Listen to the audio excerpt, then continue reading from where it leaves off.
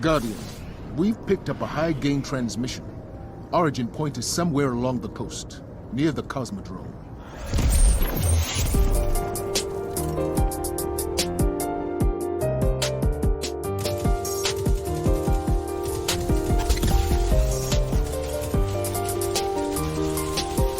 What is up, Guardians across the universe? It is time for episode 45. 45. I never thought we'd get here. We're almost to episode 50. It's going to be crazy. But episode 45 of the Cosmodrome Radio podcast, the show all about D2 and all the great things about it that we love to talk about. It's going to be a very spicy episode this evening because we are on week 2 of Glitch Watch, or what Tower, what'd you call it earlier? The craftening! The craftening. The craftening! and the fallout that has been the craftening. We're going to be diving. Okay. You can thank Pandel for that one. She came up with that. Jesus. But yeah, we're going to be diving. It's on point, though. It's on point. It's so true. So we're definitely gonna be diving into that nonsense. We're gonna have Professor Cajun, aka Florida Man, educating some people this evening, because man, things are about to get spicy in the neighborhood. Don't forget, folks, that you can listen to this podcast every 24 hours after the show over on Apple Podcasts, Google Podcasts, Spotify, YouTube, all those great places. We were a little late this week because I was a little bit busy, but we got back on track. So make sure you check that out. If you didn't listen to last week's episode, we are doing our best to keep up with that. You can also just check out the VOD every week if you just want to listen to that. But just in general, make sure that you are tuning in to what's going on.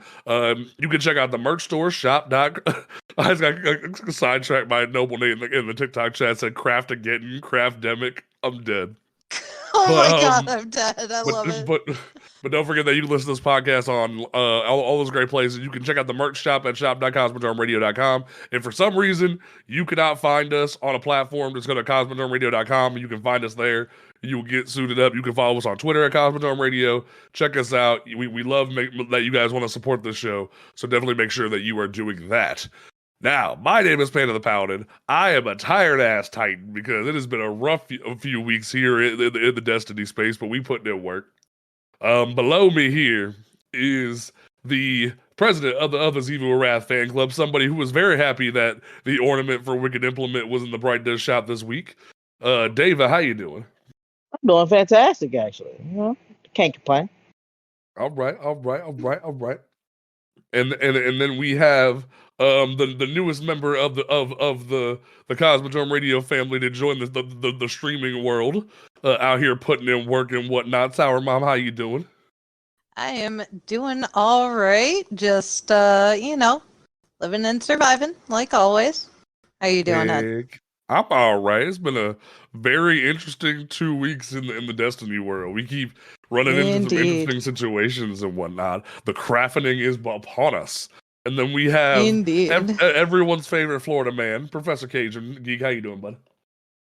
Doing good.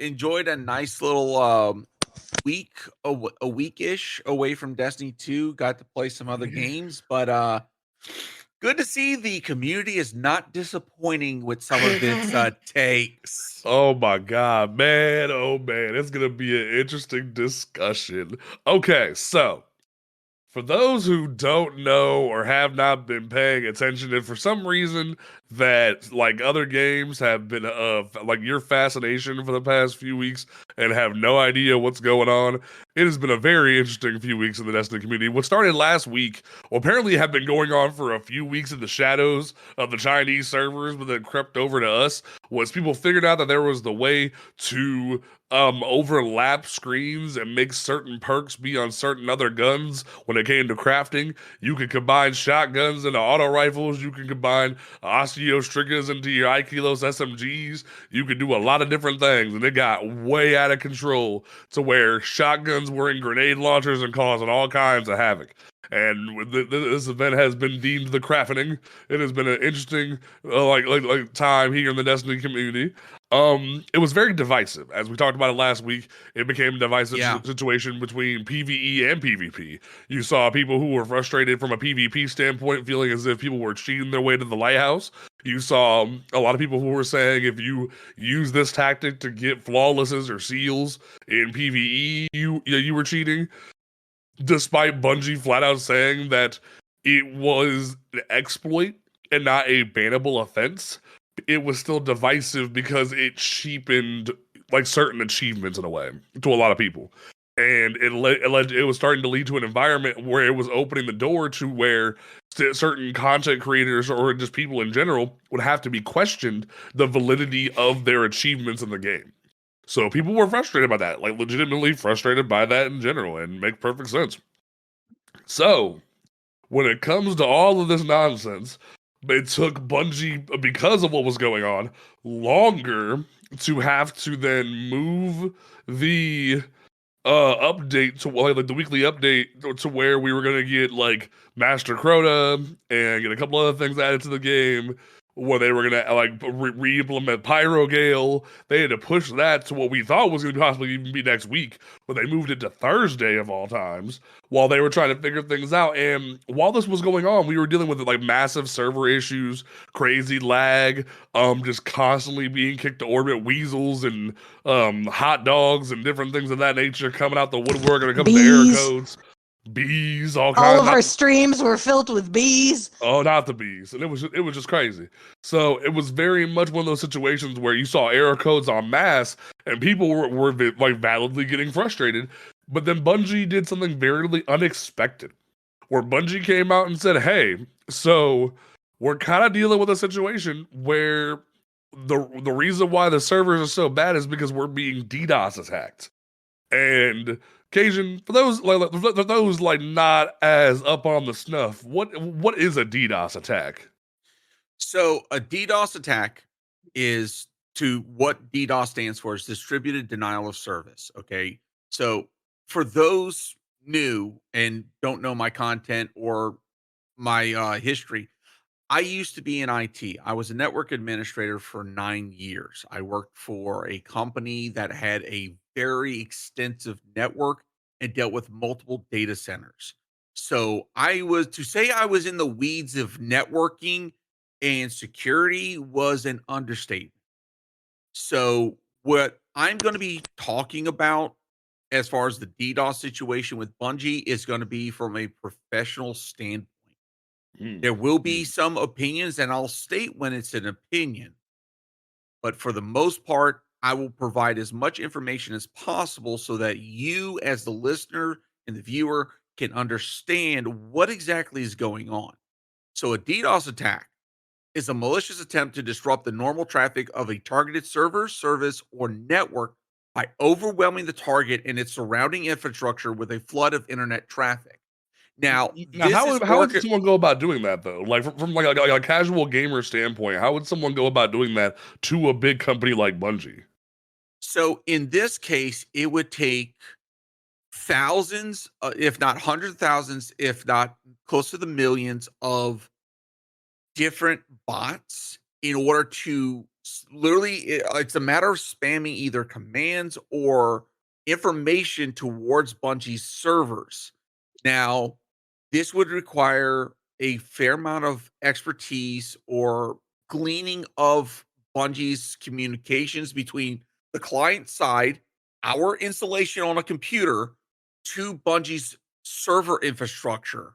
What information we're sending it, where we're sending it to, and then taking that information and then informing all these bots, hey, you're going to go repeatedly hit these points with this information, just constantly spamming it in order to disrupt their service to the point where we start seeing the errors that we're getting now. That's essentially DDoS. And for those unfamiliar or thinking that this is like some rare thing, no, DDoS attacks have been infamous in freaking gaming history. Okay. DDoS attacks have brought down PlayStation Network in the past, Xbox Ooh. Live. It Oh. has taken down League of Legends, Mm-hmm. World of Warcraft, Final Fantasy 14, Overwatch, Call of Duty matchmaking. The list goes on and on and on. Okay. And even within Destiny 2 and even Destiny, DDoS attacks, this is nothing new to the community. Several years ago, there was a world race in which people were joining a world first teams when they were like trying to form up.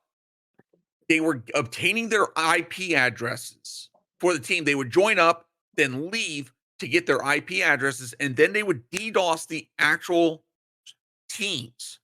Professor Broman, King Gathalion, Char, and their teams got freaking DDoS throughout. I want to say it was not Guardian of Salvation. What was the one before that one? Last Wish.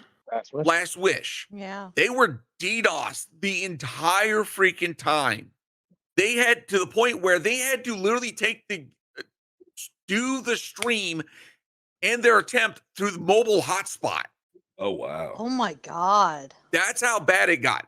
So DDoS have been used not only just against, companies, but also against, other players and content creators. So I know it happens all the time in PvP. Yes. Ooh, it's bad in PvP. Oh my God. Mm-hmm. So, for this level to happen at Bungie on the infrastructure side, even, in the year of our Lord, 2023, freaking, it's something significant. And for Bungie to address this, here's the reason why. Number one, we've been asking as a community for Bungie to be more communicative with us. And this is it. This is them stepping out of their comfort zone and communicating with the community, informing us, hey, this is what's going on. Now, as per their tweet, they were right on the money. You normally do not want to talk about freaking DDoS attacks. And the reason why is that this emboldens individuals to continue the attack. Now, we've already seen it within the community. And if you've been listening on like Reddit as well as on Twitter, there is a group of individuals that are upset because Bungie is stopping the crafting, that Bungie is returning us. That doesn't make any sense. Back to the state. Because they want their funny guns, Panda. Yeah. Yeah, but like, we'll talk about. I'll let Cajun finish. We'll dive into that. We'll dive into that. This is where this is my opinion at this point. Where people are, so reliant, so heavy on freaking exploits to the point that they're willing to attack Bungie in a game because they can't get their way. To me, that is toxic. Oh yeah, beyond the form of toxic. It screams entitlement and narcissism to me. But for me, it's one of those things of like, it goes back to how I've always said about like, what do you get from cheating in Trials of Osiris, or what do you get from cheating for a world's first raid? You get to sit there and know that your run wasn't valid, that your try of that wasn't legit. Like, heck, I got a freaking Igneous Hammer this weekend doing the ambit crap, and I was like, I mean, it's the role I wanted, but I'm not the biggest fan of 120s, and it's like, I came here mostly to see Saint, because I miss seeing Saint. I don't really care, and it kind of bugs me that it took this much to get here because of how bad card-based matchmaking is. It's one of those things of like, but like, it's why do you get validation from doing this crappy thing? It doesn't compute to my brain, and it makes me wonder what is their stance and their brain power on it, because what would you gain from that? I'm gonna say this outright. These are along the same individuals that believe that cheating is acceptable, is valid, and to me, that's bullshit. Yeah. Because all you want is the reward without the work. And to That's me, exactly what they want. And to me, they get pleasure out of knowing that they got away with it. Right. And to me, If that's your level of thinking, you don't belong in the internet. You do not belong in, multiplayer gaming. Stick to single player games. Stick to offline games, because you are not meant for the internet if that's your level of thinking. Honestly. Mm-hmm. Agreed. Absolutely agreed. So as we saw on the 19th, Bungie put out a post on their help stating that over the past couple of days, we've seen a spike in error codes and disconnects. The team has confirmed that these error codes are not related to the planned fixes for the recent crafting issue and are instead a result of DDoS attacks.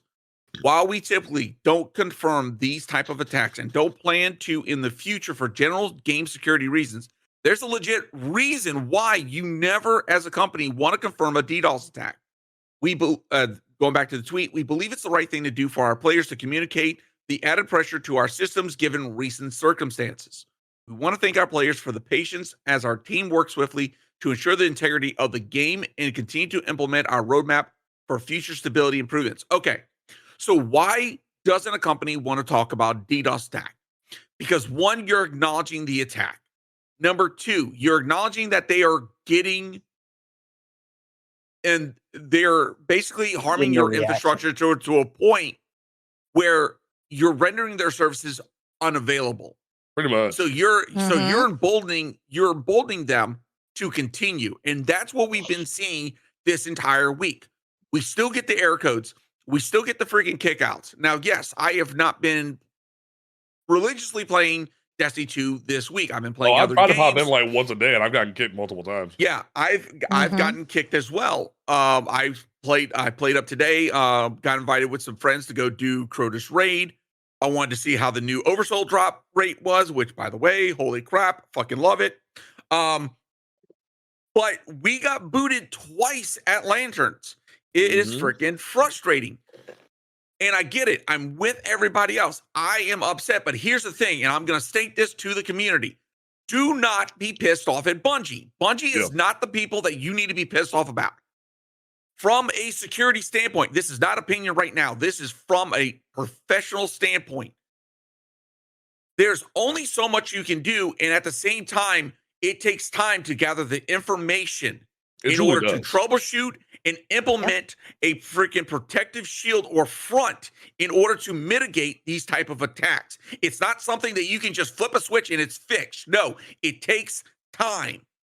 And it's and considering how complicated, if you follow Bungie, their development, their GDC presentations and such, if you do that and you spend that time, you will know how complicated of a server infrastructure and development they have for Destiny. Destiny is quite by far unlike a lot of other games, but at the same time, it is like World of Warcraft, Final Fantasy. It is very much MMO in structure as far as network and security.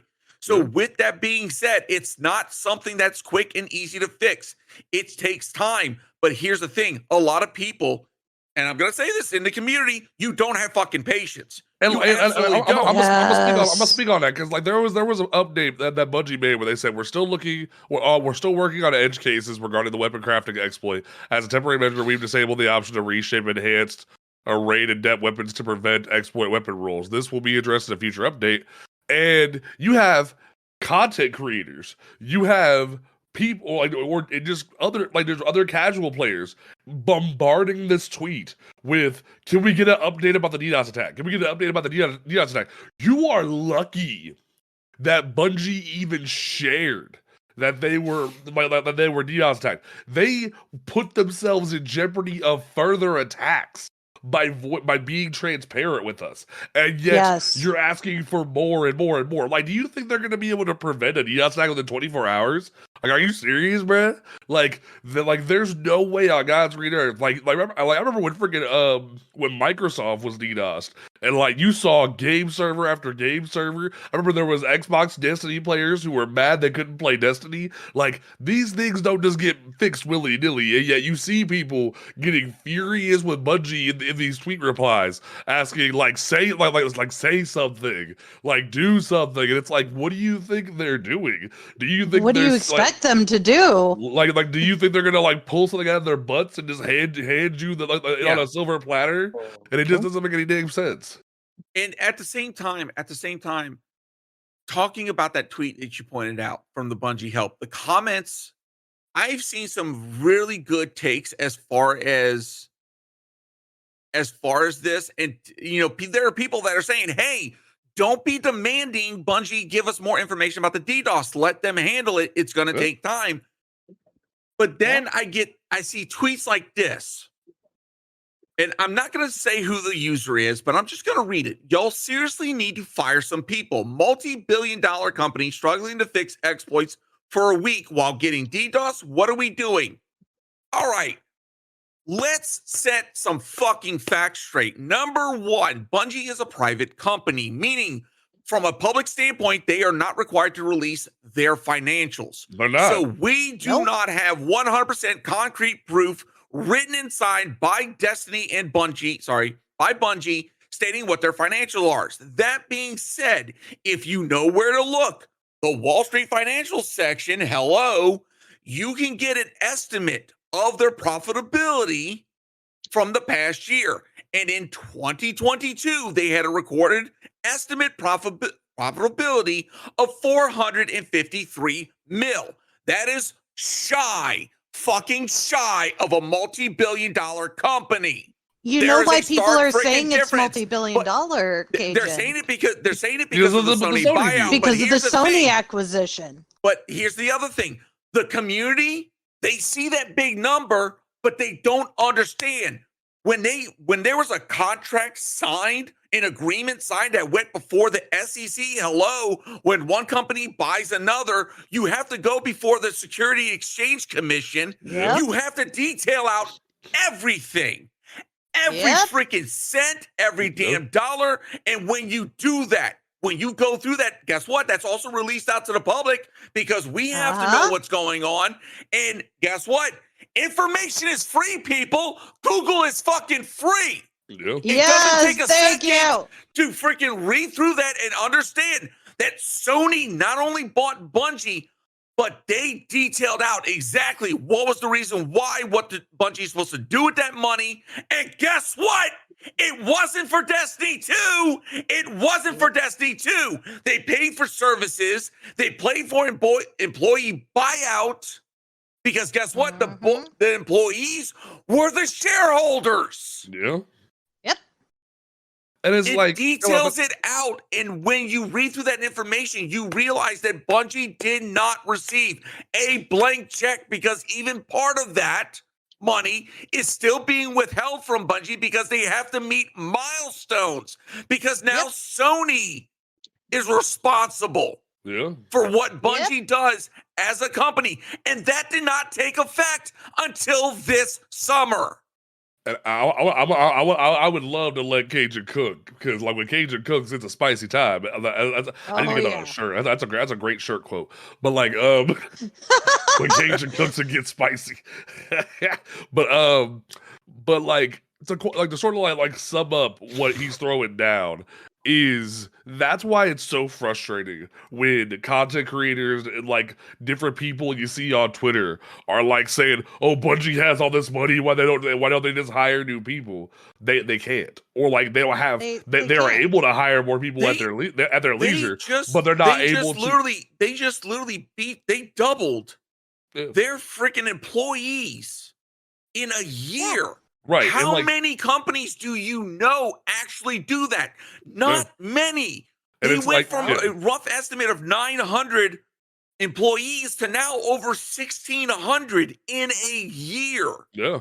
Bungie's been hiring, but even then, it takes time to implement them, put them into their departments, and it's still going to take time to see that work to come to fruition. Training takes a long time. It's not night and day. It's not a 24-hour whiz-bang solution fixed. And it's one of those things, especially if anyone's been following the controversy that's been going on with Unity right now, where people have, casual people have started to learn how game development truly is and how complex it is.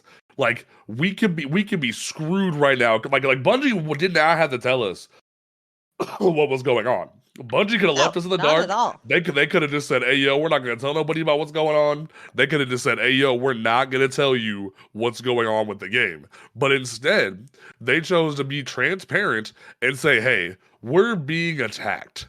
And it sucks. And the sucky part about that is they're giving validity to those attackers. And it sucks even more. So they're having to navigate trying to implement a fix while also trying to navigate through the situation of, hey, these people want validity, but we also need to be transparent with our people. So that's what they're dealing with on that entire grand scale. So I feel like people need to like slow down their roll and let Bungie take the time they need. Because, like, truth be told, Bungie didn't even need to give us a Master Crota yesterday. Bungie could have let that crap offline. They could have said, like, since all this is going on, we don't know when you're getting it. But instead, they wanted to still do right by the community to the best of their ability. And look what happened. People out here trying to make busted, crafted, adept weapons. And it's like, y'all keep being stupid and keep doing stupid shit. And it's just like, why? Why do you keep trying to break the rules? Why can't you just play the game the way it's supposed to? And that's what gets so frustrating. Watch all this go down. So, in summation, act right. Act right. Give Bungie the time they need to implement a fix. It will come. You really think Bungie's okay with just letting the game live like this? No. Like, up in like you gotta like I don't even want to think how it felt to be a Bungie dev this past weekend, seeing the game on fire from the craftening. Like, oh my god, they're on. What was the term? I can't remember the term that Joe Blackburn called the dev team. Absolutely on point. You got to give props to the dev team. The fact that they worked through the weekend. Okay, and by the way, devs, developers, engineers, they're not meant to work through the freaking weekend. Okay, nope, not at all. My apologies for the freaking voice cracking right there. They're not meant to work through the weekend. Okay, so expecting them to work through the weekend on a situation, no, that is not normal. Okay. They are not on an on-call status, but the fact that they responded, jumped through the hoop, worked through the weekend to get the fixes done is phenomenal. It's absolutely phenomenal. They could have easily sat there and waited until Monday, which meant that we would not have seen any potential fix at all looking at being implemented until Thursday. If not next week. At that point, would have pushed freaking Crota in the patch till freaking next Tuesday.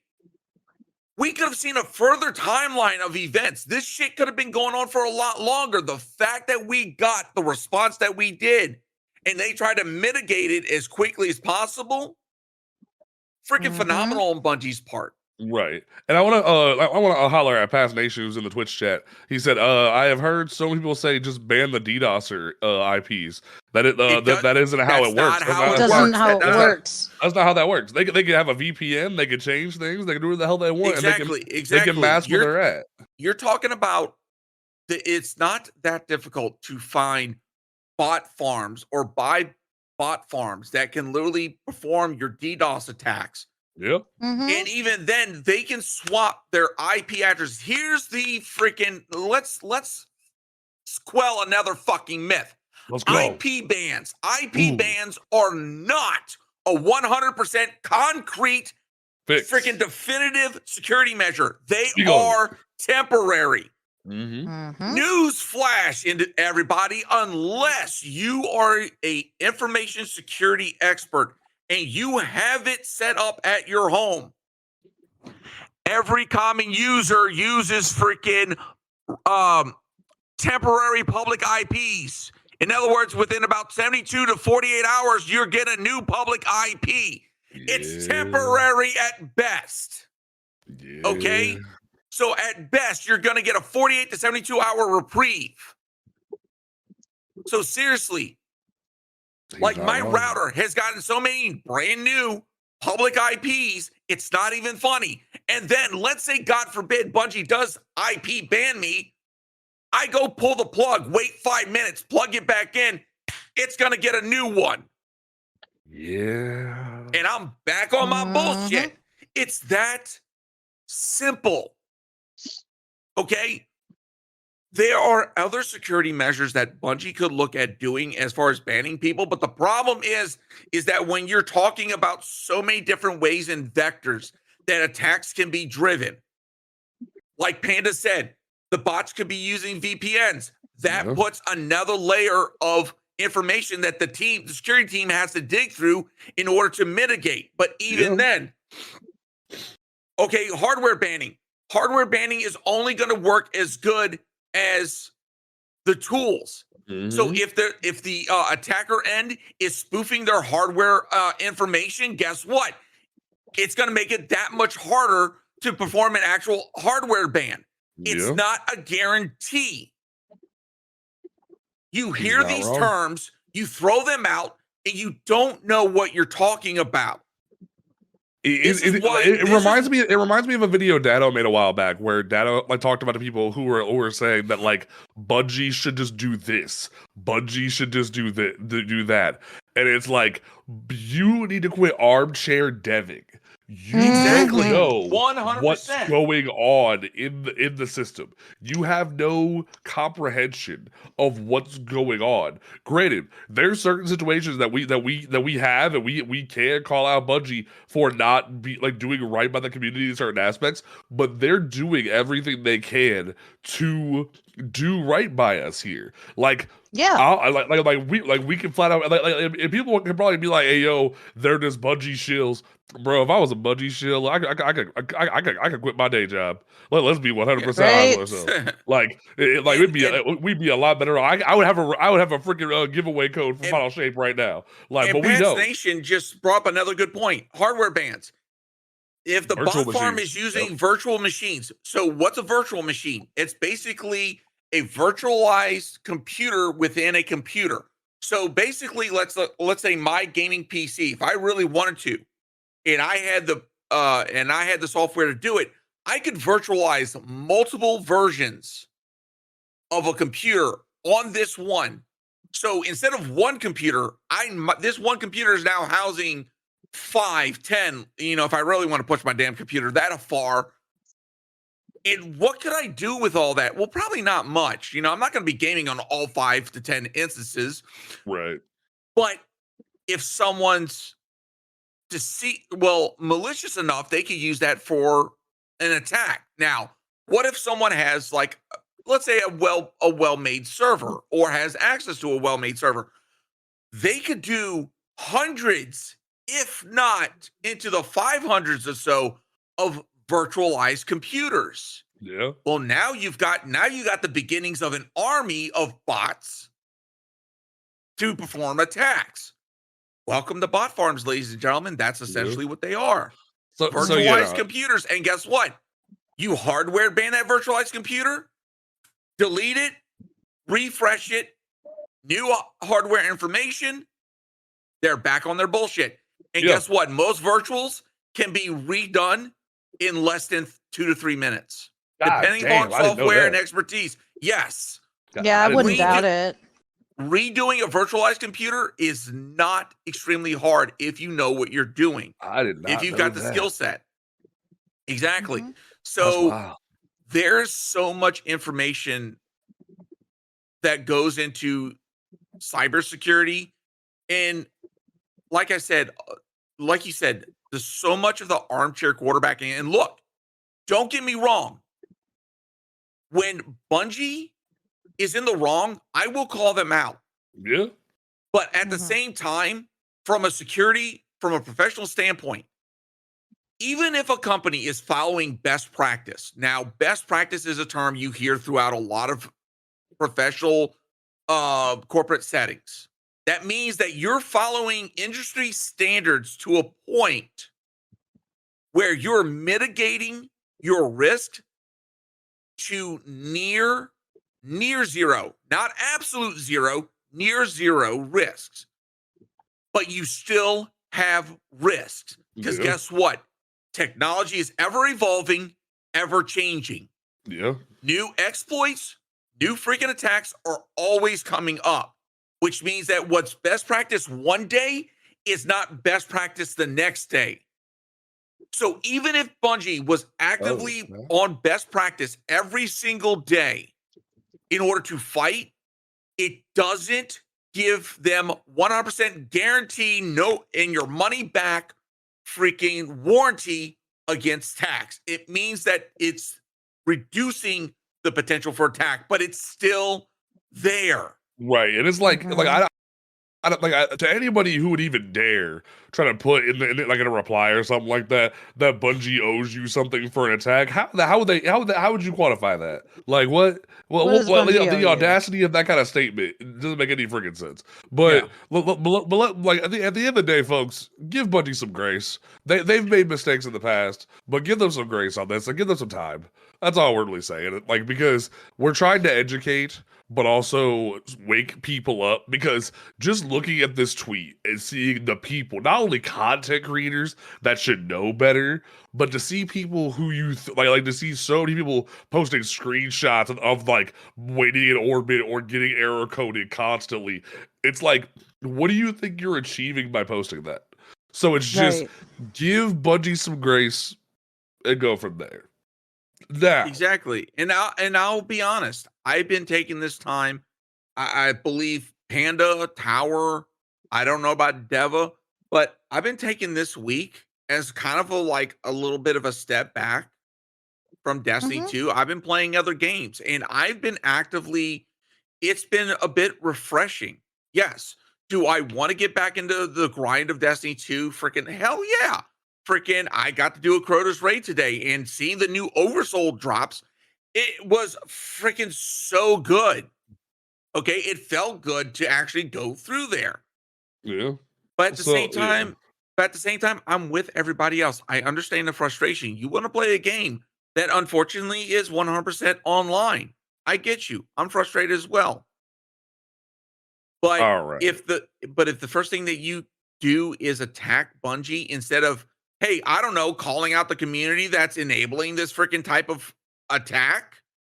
Yeah, like we're definitely not going to throw shade at specific creators, but like to see not only that's why I say the community. That's why I say the community. Right. It's very saddening to not only see certain creators but certain other shows like in Bungie's replies saying this stuff.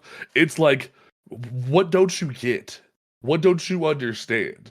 So we're gonna leave it at that. Well, let's go ahead and dive into the TWID for this week, because Bungie decided to give us some hotness in this TWID and break it all down, and it was a very interesting situation. So I want to give a major shout out to a friend of the show, Dan John, for breaking down everything in a very nice text format for me, because the TWID was very long and it was beefy. It was very lengthy. It was very lengthy. It was so beefy.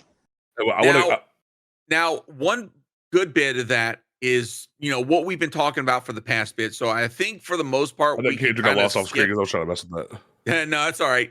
But I think we can kind of skip a lot of that. It was girthy. Bound FNG said, "Hey, Bound, I see you in chat." Bound. Hey, yo. It was.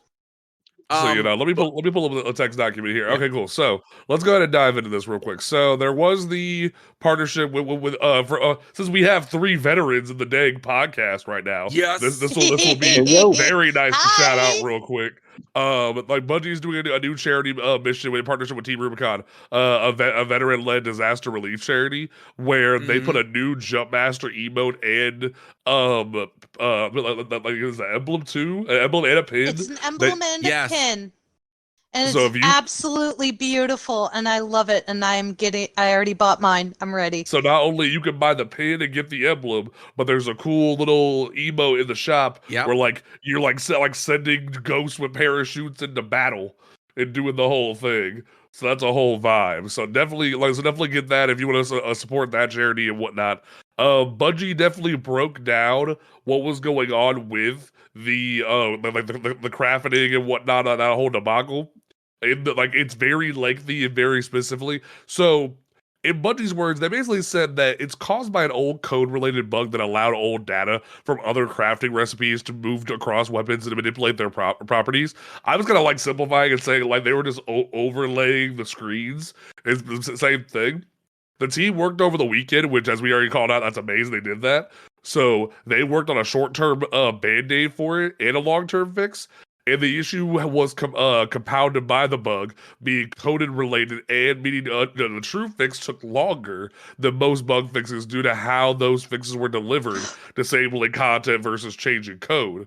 And they go on into a lot of detail about their patching process for this issue. That way, a lot of people can understand this. Because like we said, not everyone fully understands how all this works. Yeah. And them going into detail is very important. Also, normally I don't shout out names during the podcast, but like, shout out to Tanix and the Disco for showing up in my chat. I don't even know who you are, but that name just made me smile. So shout out to you. Oh, Tanix and the Disco is freaking awesome as hell.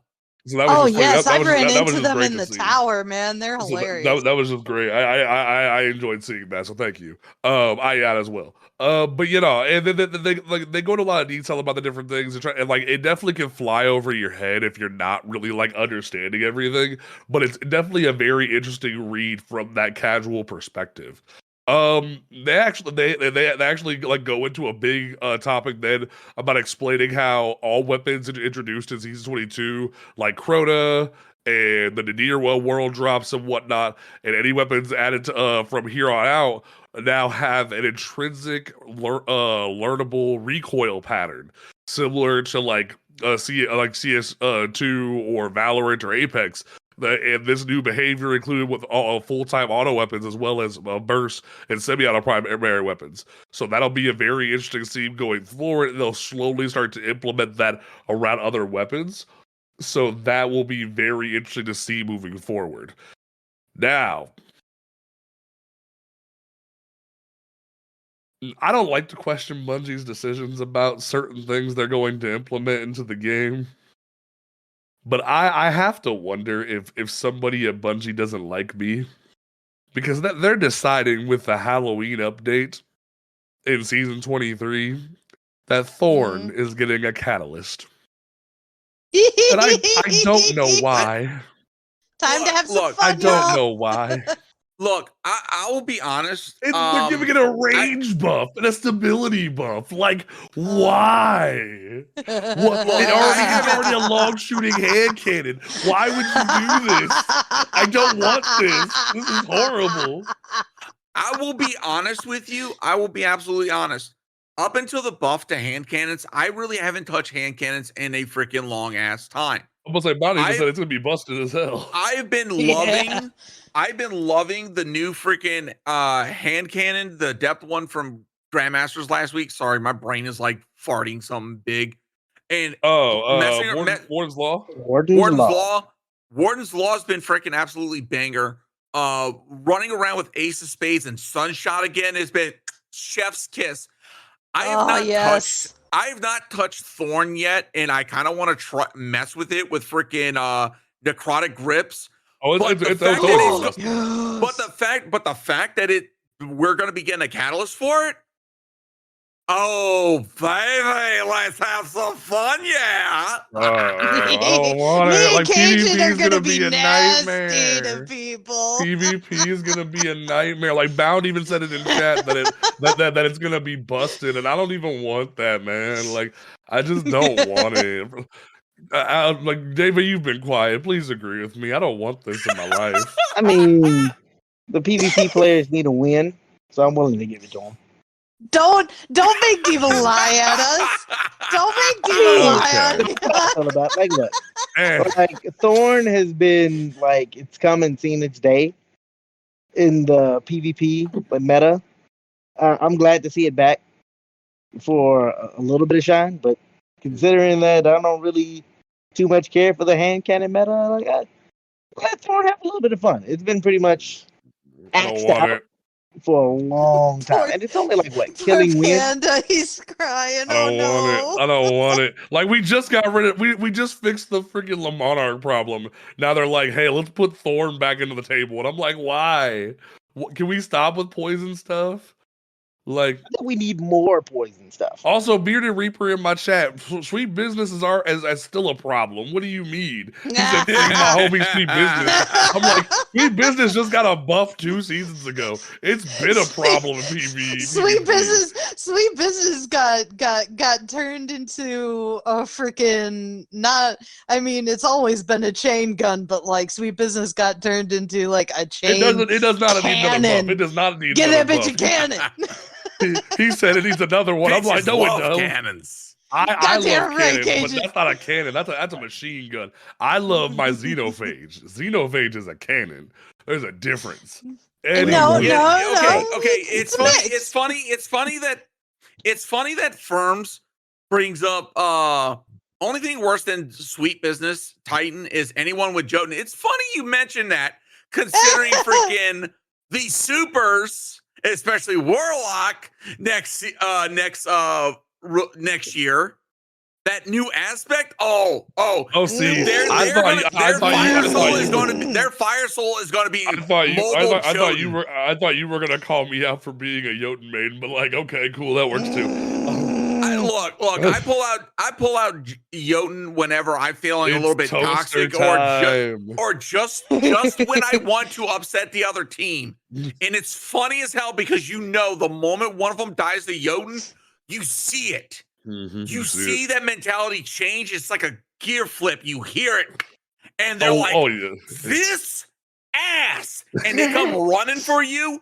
Oh, it is hilarious. There's a reason why Jotun is in my PNG. Hooligans, I swear.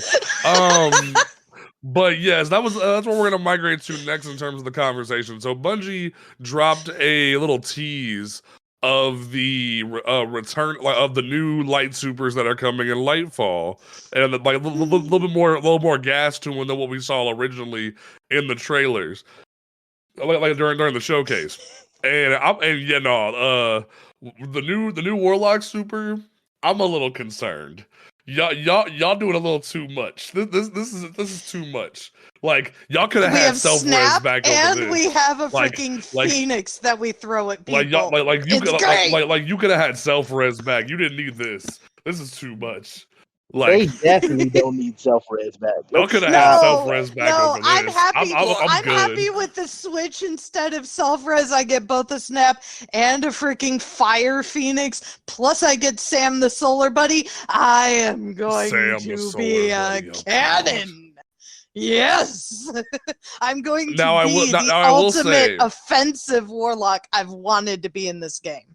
I will say, out of all the different supers, though, I will say the one that is kind of lacking, in my opinion, is the Arc Hunter, because they do now. Granted, on the second half of the video, it looks like they're giving them new melee capabilities. Like they're adding a new melee, which is kind of cool.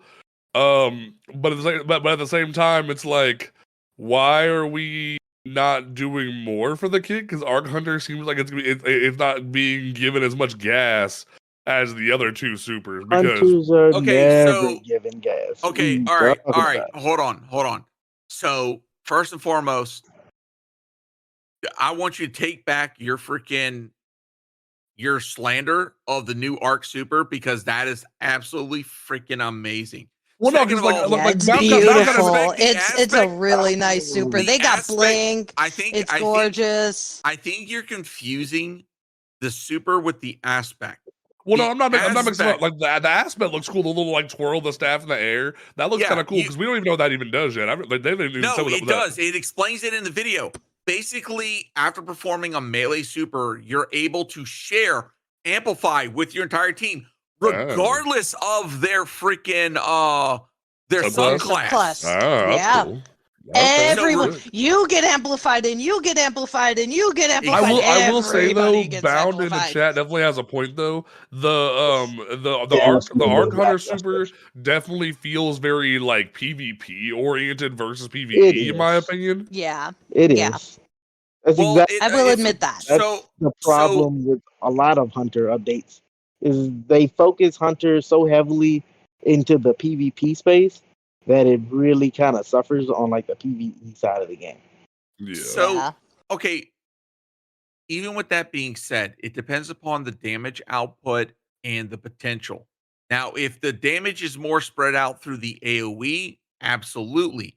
But in the case of like, let's say Blade Barrage, because even Blade Barrage is still a really good in the PvP in the PvE aspect, because as long as all your blades hit the single target, it still does extremely good damage Yes. for a single target.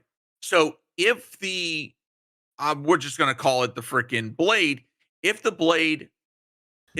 blade's damage, impact, and then subsequent AoE is still basically, instead of being spread amongst many, it's condensed into one single target. That's still going to be exceptionally good for PvE, because then you can just go rinse and repeat, back out, jump back in, jump out, jump back in. That's still going to be good I would DPS. It's argue the opposite. Like, Oh, okay. Speak on it. Speak on it. well, Oh, like yeah. I why said, it use depends. that when I can As just I throw a said, it thunder depends. spear It and then go depends back to upon damage? implementation, because you see, like, let's take Warlock Super Chaos Reach. Even though it has an fairly long firing time, it does exceptionally well for freaking PvE damage. And then when you put on something like, let's say, Geomag Stabilizers, i.e. an exotic that buffs it and extends out that time, you're doing even bigger damage. So if Bungie were to incorporate something, let's say an exotic, that's going to hone that Oh my Arc gosh. Hunter super, to where instead of, like, I don't know, instead of doing the AoE, the knife just does a freaking flat out damage right at the target or whatever it impacts to. That could change it from an AoE type super to a single target super. That still has blink capability. I'll be honest with you, it just seems to me kind of like how, like, Titans use Thunder Crash in PvP or PvE, and they just run around with the other one in PvP. That's kind of what it seems like. They realize that people don't like using Arc Staff, and instead of fixing Arc Staff, they were like, all right, here's some new Yeah, I hotness. can agree with that statement. I definitely can agree with that Because- statement. Where it's Yeah, like, I can agree with that too. It does feel like kind of a cop out a little bit when it comes to Yeah, Arc Staff. But also look what Bungie has done with supers as far as exotic interactions. I mean, look at Titan recently with Pyrogale. You know, now the freaking one of the least used supers now has an actual Bungie, I want my check, by the way. Now I need my money. I need my now money. actually has Give a me freaking that valid money. use Bitch in better have my PvE. money. I'm not saying that it And doesn't. it's through Pyrogale. You know, I depending upon what Bungie brings to the table next year, this super could have implementation within the PvE realm, but at the same time, for PvP super, I feel that it's freaking fantastic. And like, well, For I will give David this PvP thought. super, I think it'll be S tier. Yes. I think it'll be pretty good because it'll allow you to, like, attack from different angles, get in and get out. But on a PvE side, it's gonna end up being like the new Strand super. Like, it's okay. It'll be average, but I definitely agree with what Dave was saying, though, that it feels like, because look what happened. We saw Arc Staff being spread around 3 different subclasses. Then it was or three different subsections of the subclass. Then it was like, okay, cool. Now we're moving into Arc 3.0. Let's consolidate all the Arc Staffs into one Arc Staff. Then we're not going to do anything to it. We even rolled out a new helmet with Witch Queen that was supposed to make Arc Staff basically just Ursa Furiosa on crack, and then it was too busted, so they didn't actually do anything with it. They just like nerfed it into the ground, and no one uses it. I like the White Ranger, and then they didn't do anything to buff or change or make Arc Staff be worth it in any way. And then they're like, hey, we literally hear your outcry of what we should do about Gathering Storm. We're literally going to give you what Gathering Storm, what you asked for, of giving you a giant lightning strike multiple times. And then we're not going to do anything with Arc Staff. And then we're going to just basically give you Blade Dancer back from D1 in a new Naruto form. And that's it. Like, they kind of like just put like Arc Staff has now become the Jan Brady that I like to make the joke of the hunter, where like it's being shoved in the corner and not talked about because or like the cousin Oliver rather, like where like no one wants to talk about it because it's not really used over Gathering Storm. That's become the new DPS staple of type of hunters. And it's not really relevant anymore. Even in PvP, you like more Arc Hunters rather use Gathering Storm for a big bust of damage, especially in like something like Iron Banner where you could crush a damn bubble with it. They rather use the Gathering Storm. So if they implement this, you're never gonna see anyone use Arc Staff because it won't be relevant anymore. I'm gonna be honest. I'm gonna take it to another level. Oh, okay. Like, Ooh. Bungie does not know how to develop anything for hunters outside of PvP. Ooh. Ooh. Outside Damn. of PvP, David throwing it are down. not. I'm gonna say this. a That's on the very same well level. developed That's on the class. same level of people demanding freaking Antaeus Ward getting nerfed. I'm sorry. Ooh. The reason I say this, and hear me out, is because when you look at hunter exotics, hunters as a class, right? We are like, I don't want to say scapegoated into a specific like area, but like our builds and our utility is corralled into, it's supposed to be really, really decent in or really good in PvP, and like a taste of utility in PvE. But you don't really see very many hunter exotics that are good inside of PvE that allow hunters to build like utility or like class He's not unique wrong. like Yeah, builds he's for not your lying. subclasses. Our Like best how builds many chess are pieces do we have for legitimately- Arc Staff that don't do a damn thing, Cajun? We have Okay, like three different chess pieces that don't do a damn thing. I will absolutely agree with you. Freaking, and I hope and pray that Bungie really does get around to refreshing more exotics, especially freaking the Arc Staff Hunter exotics. But like just for a second I'm gonna reference, say like, this I want to run down the as list a real hunter quick. as a hunter main, going into a raid now in this season in the current sandbox right now, I feel like I have so many options that I can bring to a freaking team. Okay, All you I wearing can is Foe Tracer, boy. Like, see, that's yeah, the thing, though. right now, hey, when it you want comes some heavy down ammo? to You want some heavy hunters- ammo? You, as a warlock, don't want to be using a freaking a shoebox for a freaking helmet? Okay, give me a second. I'm gonna be generating freaking heavy ammo like nobody's freaking business off this side. I got Light GG pulled up. Let's run down the list real quick. Caliban's Hand, not Useless. really worth it in the PvE content. Blight Ranger was so Worthless. busted upon release that it got nerfed into the ground and has not seen the light of day. Renewal Grasp, thank God, just got put back to what it used to be, but it's more of a PvP exotic. Radiant Dance Machine. But even then, next season, depending upon what the stasis changes are going to be, freaking that could be freaking OP busted. And even right now, in the current sandbox, Renewal Grasp is actually doing fairly well with the freaking stasis setup. Fair. So that's one. That's one. Radiant Dance Machines literally is nothing because of how bad it was.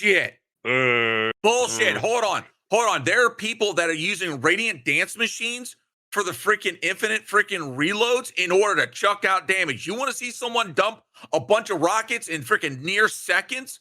Oh, have a blast with that. Okay, I didn't know about that. I just recall that when the PvP thing happened. Radiant Dance Machines are such a niche exotic. You cannot build around them other than I want to shoot gun bunch times. That's it. 8 out of 10 freaking exotics are a niche use. That's fair. I will take it even further. I would say before this rework of Radiant Dance Machines, they were a little bit better with the Strand class because at least then you could make fun little builds to where you could actually like string up a bunch of enemies because you could use your dodge a bunch. But they took that away and nerfed it solely for the I agree with you. I've talked about that before. That's a whole episode. Hunters really good at pumping out DPS. We do that. We excel at that very well. with Gathering Storm, Lucky Pants, Foe Tracers, like what is it? The chicken, the fucking sidearm, Mechanier's Trick Sleeve. Yeah. Like we have a lot of stuff that makes us capable of doing a lot of damage if you put together X weapon with X exotic. Sure, but tell me, where are our builds for stuff like warlocks with you just said the fucking exotic, the poison hand. I forgot what the fuck it's called. My mind. Necrotic grips? Necrotic grips. Or osneomancy gloves. Or Titans with bonk hammer. I know bonk hammer is a thing for Fanda here, but that's a legit like. I mean, okay, you guys do have the booster melee. Diva, this is where you're trying to break down class fantasy. That's class envy. That's class envy, David. Yeah, you're going from class fantasy to class envy. Plus, in response to your why it's not class envy.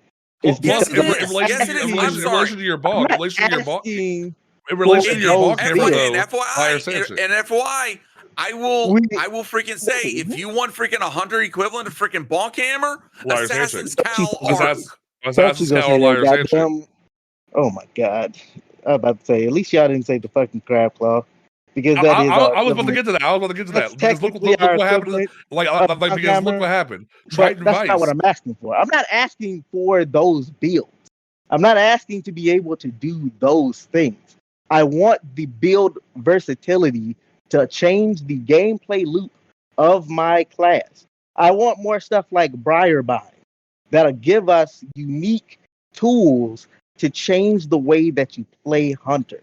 That isn't put on X exotic to buff damage of X weapon. That's fair, because like I will give David that, because look at something like I can't remember Sir Tarakne's Facade, where literally you have to specifically use the grapple grenades to get woven mail, or Triton Vice, where Triton Vice doesn't really do a whole lot when it comes to glaives, but Bungie is giving glaive damage boost back to Titans with Synthosepts, and it's gonna make Titans the more relevant glaive class again. Then you have like Blight Rage we already talked about. Then there's things like freaking Raiju's Harness, ass. When was the last time anybody used Celestial Nighthawk? Never. Like freaking. And see, that's the thing. That's the thing. In the past, Bungie has nerfed, and I will agree, they have nerfed some things to the point of freaking irrelevance. And we're starting even now, we're starting to see them walk some of those back. True. But at the same time, it's a matter of balancing the sandbox to ensure that we don't have these massive outliers. Because with Golden Gun Nighthawk, Celestial Nighthawk, we were seeing freaking intense damage that was outdoing almost every damn super. Right, but think of it like this though: you have Star Eater scales. We sort of have like a Hoyle versus Hallowfire Heart problem with Star Eater scales versus Celestial Nighthawk, where like comparable damage wise, Star Eaters is the better pick, because you have one Warlock who drops a well, you get enough orbs, boom, you have a more busted Golden Gun. But see, the thing is that with Star Eater scales, you've got two supers that could be utilized in that aspect, okay? And that's your 2 one-shot freaking supers. True. Either Golden Gun Marksman, or freaking you're going to be utilizing Gathering Storm, because those two are going to benefit the most from freaking Star Eater scales. So it's kind of one of those omni freaking super right, super but exotics. Similar but to at the same time, it's going to be for the ones that's going to chunk the damage quick and be done, not an extended super. But similar to Hoyle versus Hallowfire Heart, we're running into a problem now where Bungie's like, how do we make Hallowfire Heart relevant when Hoyle exists? Which Bungie, even with the buff that Hallowfire Heart just got, still makes it irrelevant, because it doesn't really, like, they gave it half of Sun Warrior when they could have given it all of Sun Warrior, giving you a damage buff, and they chose not to, and now Hallowfire Heart is just as irrelevant as Phoenix Cradle compared to like Boghammer or Lorelei in terms of the pick meta. When you have something like, I will agree. Freaking Hallowfire Heart, I tried it out. I just do not find it as effective in any way. Freaking Hoyle will outbeat that one 100%, and Right. I will agree. Yeah. But at the same time, like I stated before, there are a lot of exotics that Bungie needs to still rework and redo. Okay, and I hope at some point that they look at Celestial Nighthawk and can do something similar to, like, let's say, Geomag Stabilizers. Geomag Stabilizers has come back from irrelevance. That's Okay. true. I have been utilizing that in freaking Raid, swapping it from Vesper to freaking Geomag for a DPS phase. And I'm I think able the biggest to problem. chunk. I think the biggest and problem I'm with able to Geomags chunk out- was that they nerfed the Bungie keeps having this problem where Oh, they they nerfed don't know shit how to because of they don't know how to PvP? separate their sandboxes because they nerfed Geomags because of people running into walls and getting their super faster. If you do what you said you did with Juggernaut and make it so you can't run into a wall to activate it, that solves the Geomag problem. And you could have left Geomags alone. Granted, they gave it more interaction with Ionic Traces, but there was still a great setup back in the day where for the Disgrace Nightfall, you could run 2 Chaos Reach Warlocks with a Ursa Furiosa Titan, and you could run non-stop. But look what they did with, say, Ursa Furiosa, Skull of Dire Kara, and Shards of Galador, where they capped these exotics at 50% super regen because they were doing the job they were supposed to in terms of uptime. But it's like, why hinder these exotics? Because now they're damn near irrelevant because there's better picks for them, because now everyone poops out more orbs than we can even stand at this point. Like, there's no reason to use these exotics unless you need Ursa for something like that. There's no reason to use shards because like the Atheon glitch of old doesn't exist anymore, where you can chain freaking blade barrages to nonstop. So it's one of those situations where how can we make exotics relevant in the current meta?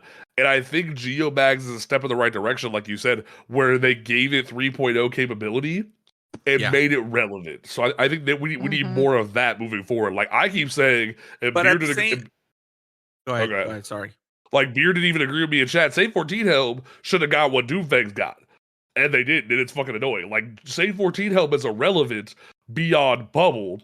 Say like, and it's frustrating because Save 14 is supposed to be a very versatile like character where he does use the Sentinel Shield and the bubble, but we're acting like he is irrelevant in terms of his exotic because they don't know what to do with it. And I was like, here, just do what you did with Eternal Warrior to this. And they're like, well, we want to give it to Doomfang instead. I'm like, why? Why do we need Doomfangs? We have Second Chance and we have Ursa. We don't need Doomfangs. The hell? Like, unless you're gonna give Doomfangs the ability to be just the Curus of Sentinel Shield, where you give it more deep damage output, which that would have been a better pick. They chose not to. That's annoying. What were you gonna say? I do want to move on to Twilight Arsenal, but I want to let you finish your thought. So this is the problem that Bungie has right now. They've got a lot of exotics in the game, and they're trying to provide functionality for all those exotics, but at the same time balancing them in the freaking sandbox. The other thing that Bungie has the issue is that they also have to still contain that within the game fantasy, the class fantasy of each individual. Okay, when you look at a hunter, you think stealth, you see sneaking, attacking from a distance, etc. Titan, in your face, bonk, melee, freaking rush, charge, shielding. Okay, warlock, caster, magic, smartful playing, and also utility.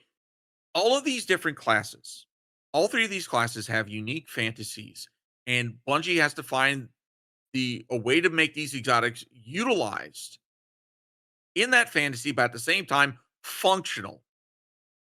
And this is one thing that Bungie still has to find a way to improve. They need to find a way to improve this. I agree that there's a lot of exotics on both sides, all three, absolutely, that need to be reworked and brought back into not only into that fantasy, but also into that utility.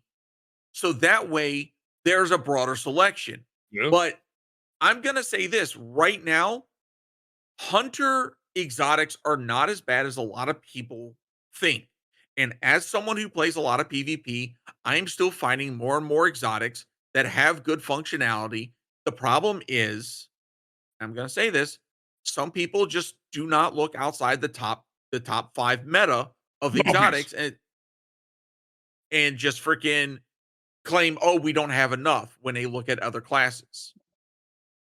Am I saying that Hunter is up there with all the other classes? No. But there are still exotics out there that can do the job, do the functionality outside of PvP and outside of PvE. I would argue. And I'm going to say this and they can be it.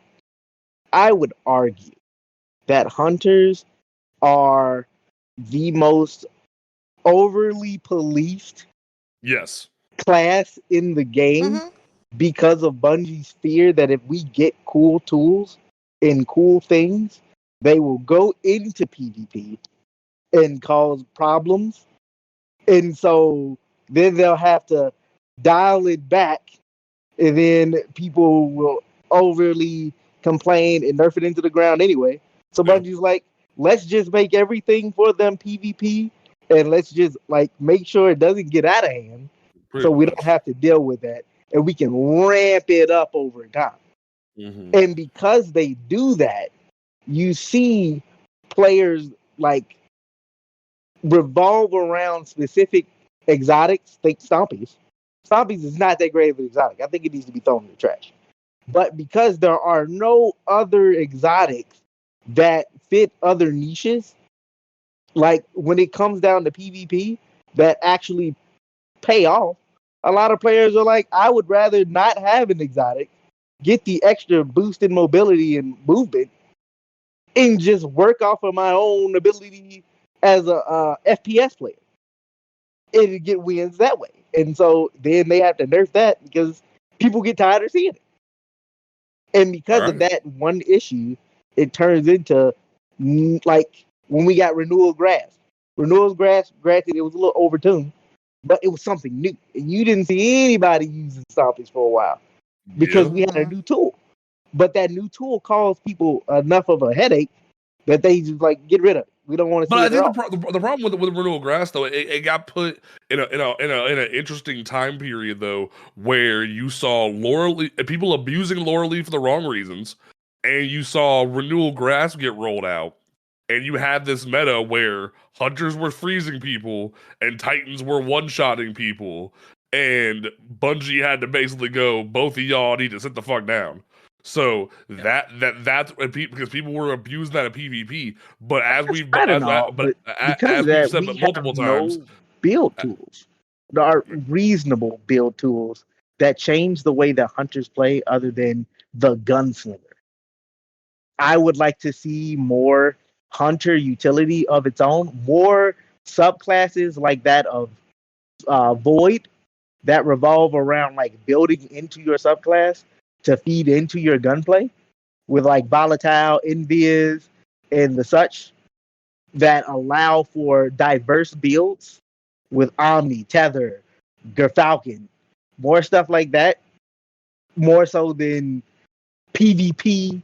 Like, well, they're going to use it in PvP anyway. Let's just give them nothing but PvP stuff. I mean, honestly, he has a point. Like, what was the last time anyone gave a crap about? Even they just fixed it. No one uses like the freaking the blade dance, whatever the heck it's called, because even though they fixed the tracking, the damage output is next to like nothing. But because it's a roaming super, it's hardly ever used because of the timer on it. And the only exotic that really interacts with it, I believe, is 6 Coyote. So like, if they made an exotic that specifically works with it, or was it a Phineas Bay, one of the two. So like, no, it's just 6 Coyote. So like, if they actually gave you it was Wisdom Vest that interacts with Spectral Blades. Yeah, so like, if they gave you more exotics that gave you more versatility in those kits, I definitely hear what Dave is saying, because it feels like hunters are getting pigeonholed in a way. So I definitely hear what he's saying about that. And granted, just out of curiosity, do Warlocks feel the same way with freaking being pigeonholed into in the PvE aspect? Yeah, they should. Yeah, kinda. They should. Let me point this out. we've already heard from the freaking dev team that freaking, hey, expect freaking Well to get nerfed before Final Shape. It's coming. Well's going to get freaking knocked into the dirt, and then it's I'm calling it now. What's next? I'm calling it now.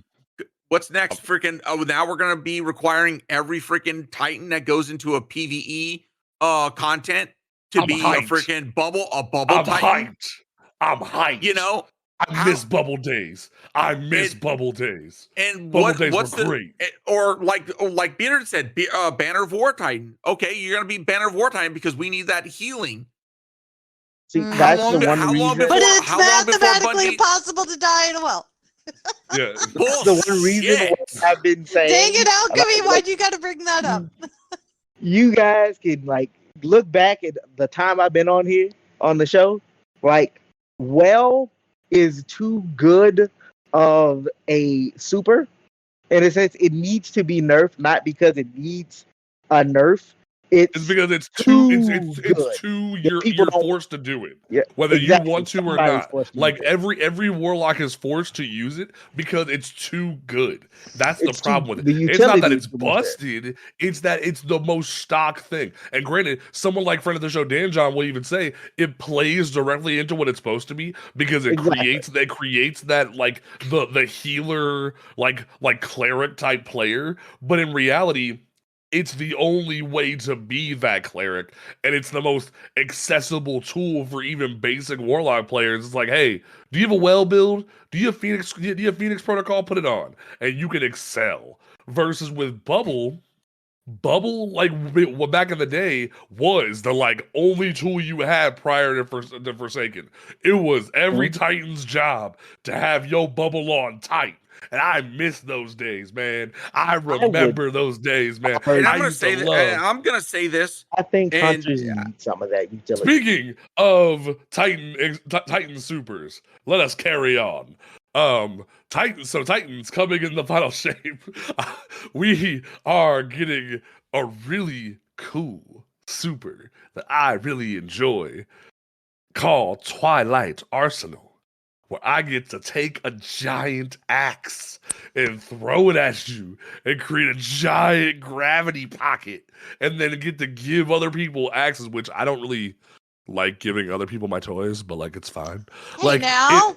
You're a rock star. Get your game on, go play. Everybody gets axes, bro. Like, in my opinion, it should have been similar to what we have with Burning Mall, where like it just has a switch where you can where you either get to use the axe or you get to throw the axe and create the gravity pocket, and like say like you get to use it as a melee roaming super, or you get to use it as a one-shot super.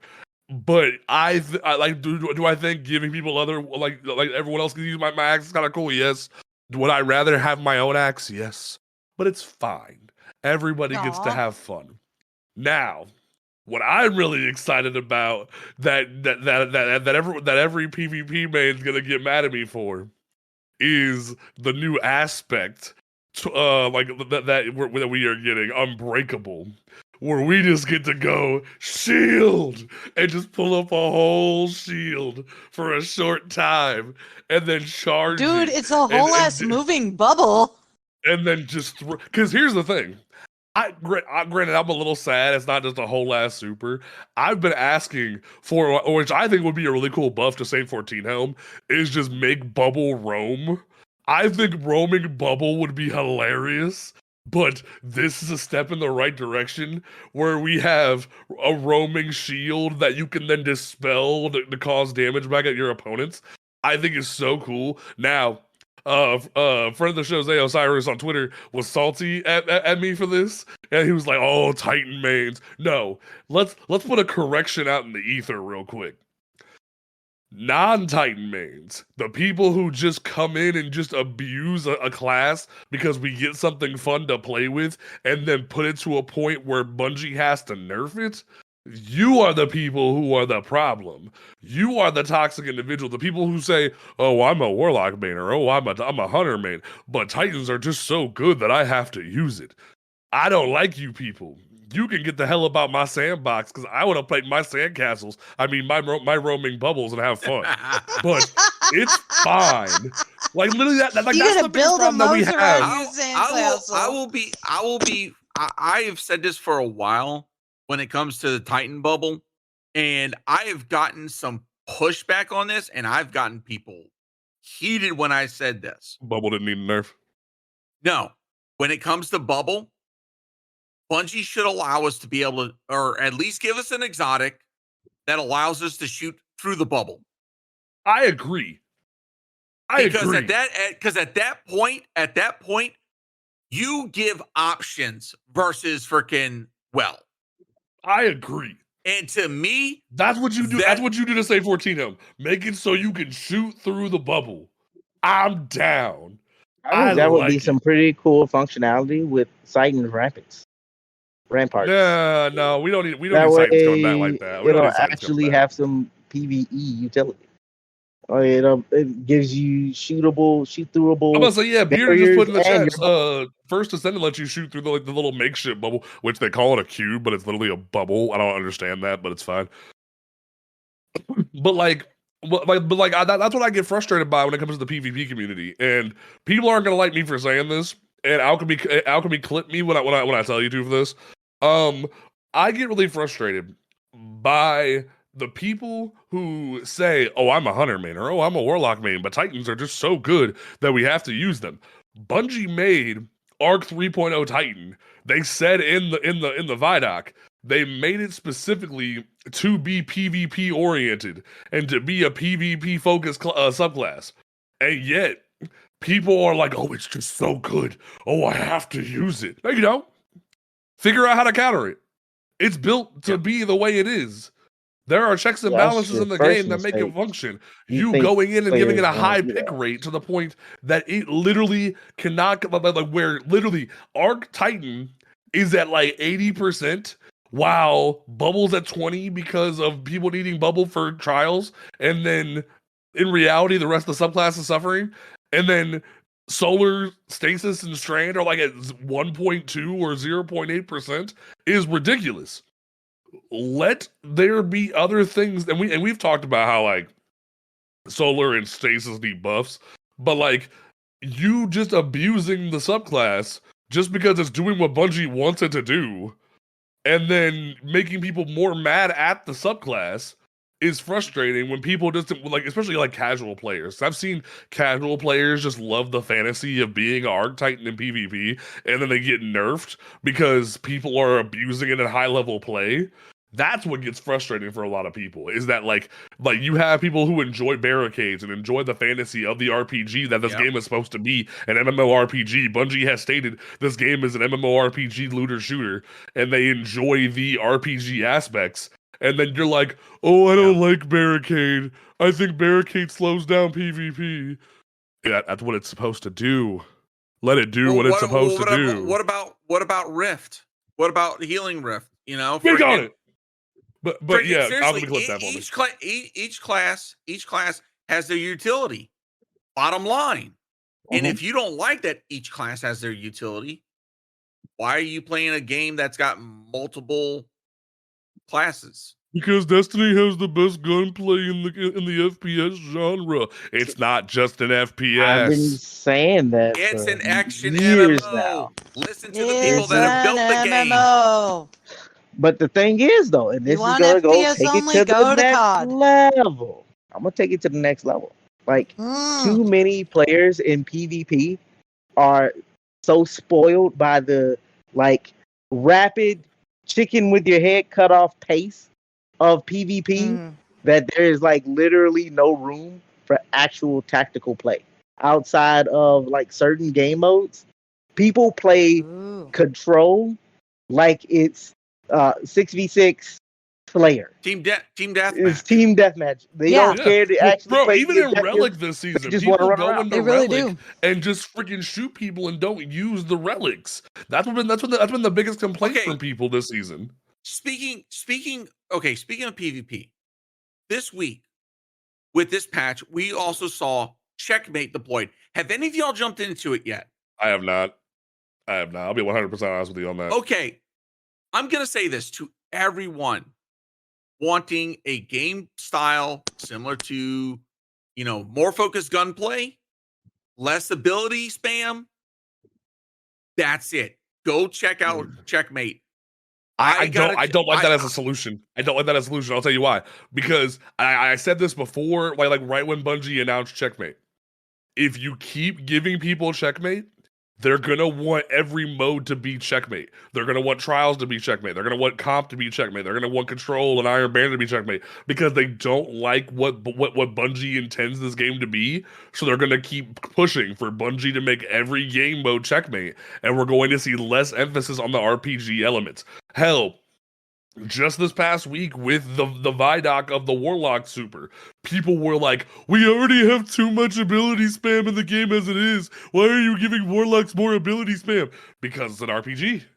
That's what it's supposed to be. But you're gonna see everybody panic about how much fun Checkmate is, and you're gonna see people outcry for more Checkmate, make Trials Checkmate, make Comp Checkmate, and it's going to become an environment where every game mode is just Checkmate, and that's gonna end in a bad way. I don't believe, and I will say this, I don't believe that Bungie should push Checkmate as to be the definitive experience. I believe Checkmate is hitting on what some people in the community have called for: less ability spam in the PvP, it being more skill. And now the definition of skill is also up to everyone's interpretation. And I will agree with that too. What one person sees as skill, another person may cry as ability spam or using OP perks, etc. Yeah.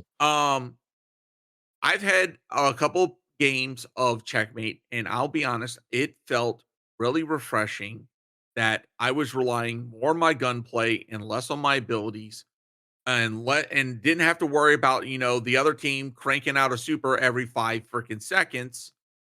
That it felt like a more tactical style of gameplay within the Destiny 2 universe with the gunplay of Destiny. So, like I said, it's a bit of a reprieve from the standard sandbox.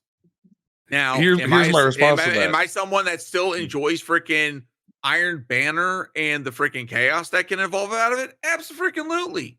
There's a time and a place. And I agree that Checkmate should not be pushed everywhere. Do I see it as a potential in the competitive space? Yeah. I see that it has some potential. Do I think that it should be pushed to Trials? Absolutely not. Trials has gone through so many iterations and changes, and I'm someone that doesn't touch Trials, and even I'm gonna say Trials has gone through enough iterations to where it's like Bungie needs to figure out where they're trying to take that. Just put before pushing matchmaking back in, and it'll be fine. Like literally, just put card-based matchmaking back in, and take out Dominion. And I feel like everyone will just let it lie. Like literally, like people will like tolerate the fire team matchmaking. They'll tolerate that.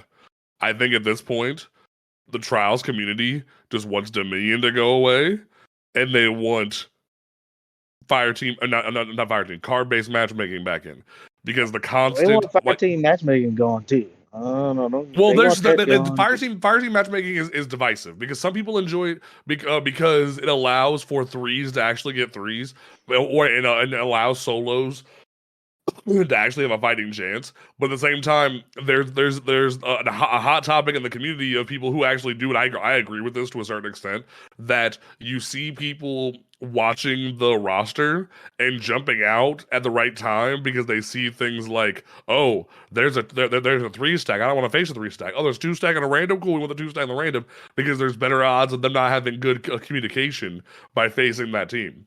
So that there is that division, but I think the majority of people have sort of just like accepted, hey, as long as there's good connections in the game, people will tolerate fire team based matchmaking, and I think that's fair to a certain extent.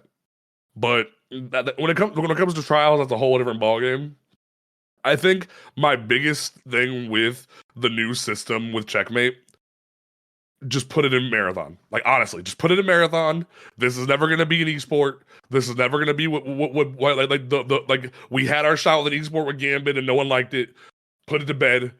The game is supposed to be an RPG. Let it be an RPG. Like Alchemy even quoted freaking Glad in the chat. This is not a PvP game. This is a game with PvP attached to it. If you want a PvP game, go play a PvP game. Bungie's making one right now. Like, give it some time. You'll have it. You'll have another PvP uprising. I very much agree with Glad on that statement that this is not a PvP first game. And a good chunk of the community has accepted that, but I think the biggest issue in the community still to this day is people cannot wrap their head around the fact that this is an RPG.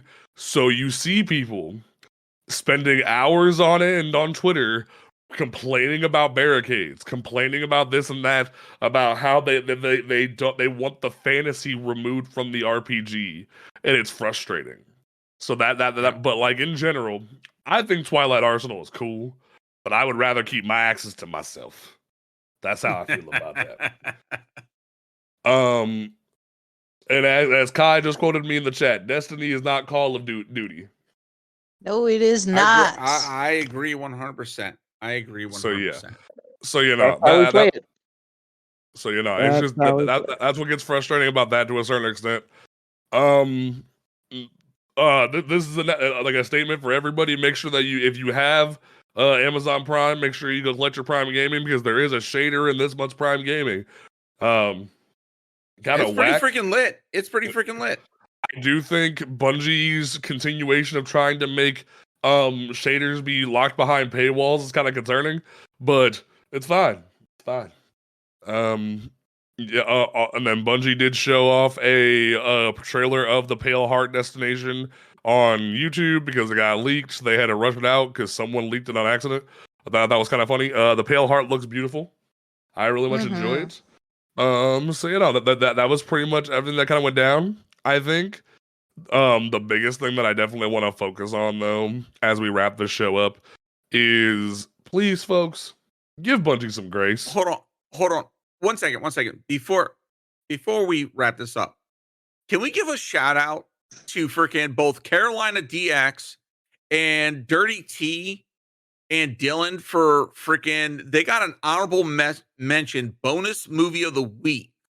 Oh yeah, I saw that on the TWID. They did. Okay, if you haven't checked that out, Carolina DX did a TikTok, freaking phenomenal, showing off what was it, the seasonal Titan skirt, dancing to Shania Twain, freaking because it gives you a skirt, it makes your legs all muscular. It's funny. It was freaking absolutely hilarious, and at the same time, well done. And the fact that, Bungie shouted them out as a bonus movie of the week, congratulations to all three of y'all. It definitely that was definitely cool. But for my, I usually don't go first for closing statement, but I definitely want to make sure I go first for this. Folks, please make sure that you give Bungie some grace. We don't know everything that goes into what they're experiencing from a network side. There have been times when it comes to the development, when the servers were just dog water and we were getting no communication for months and months on end, that we had a right and a reason to be frustrated to a certain extent. But with this, give them some time. Go touch some grass. Go make yourself a cup of Joe. Like wash your butt. Do something with your life. You do something else for a hot minute. Give Bungie some grace. Let them figure it out, and come back when it's fixed. Don't hop into people's streams and be like, "Hey, are the servers back?" Because that's what kept happening to me this week. Whenever I was on, is people would pop in my stream and be like, "Are the servers back? Are the servers back?" Like they had they were suffering. They were like, I will be honest. I've copied those statements and have put them into freaking block stuff. Either comment filtering or banned phrases, to where the moment they come in and they say something like that, or if they copy and paste that and freaking say that, they immediately it gets filtered out. I don't have to see it, and it has been an absolute freaking godsend for the mentality.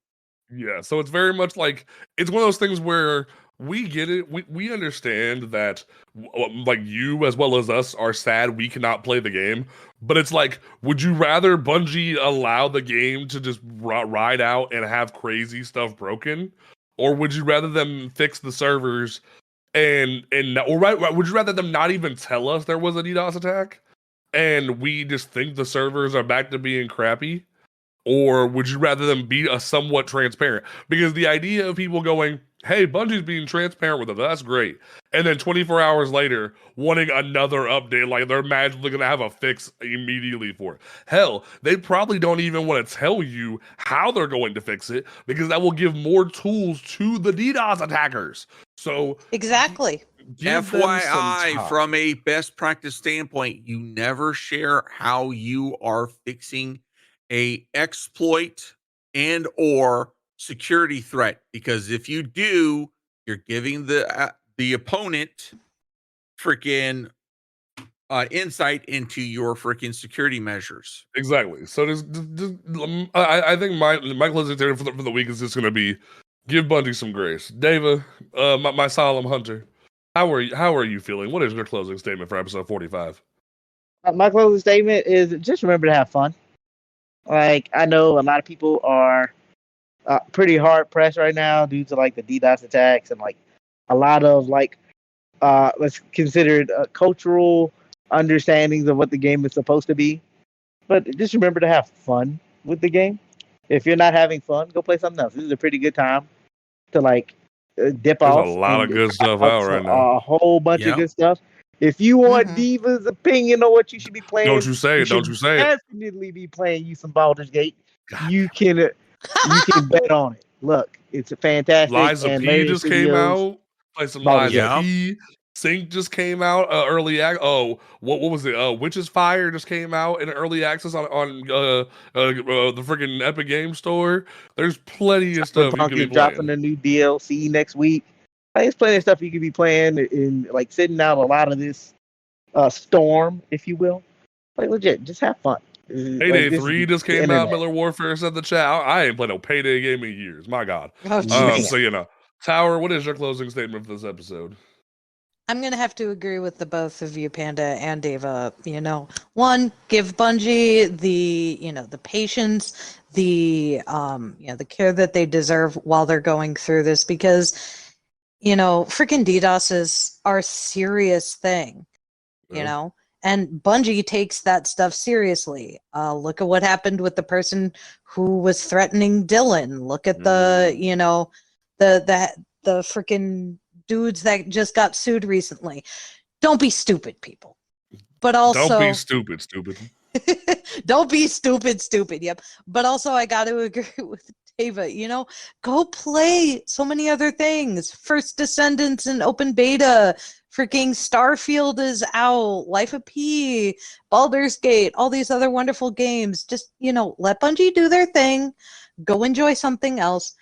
And have yourself a good time. There's no need to be on Bungie's ass about, all this stuff, because they've already got enough stress as it is. Exactly.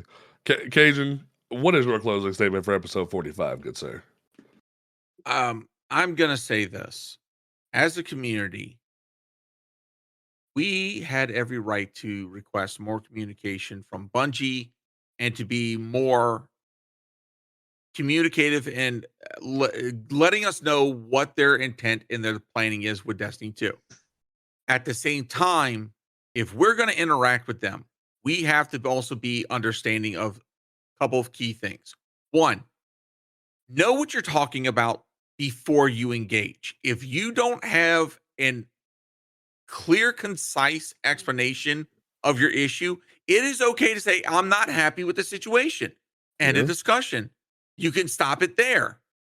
But accusing them of things that you have no basis on, over exaggerating details, or just flat out lying,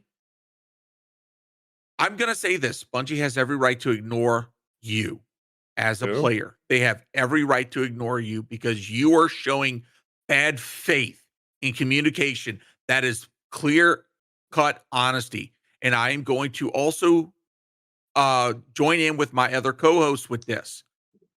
If you're unhappy with the game right now, step away. There are other games coming out that have been out, other games that have received amazing updates that are freaking fantastic right now. Take the time to go enjoy other games, or as we say in the freaking community, go touch some grass. What's that? Okay?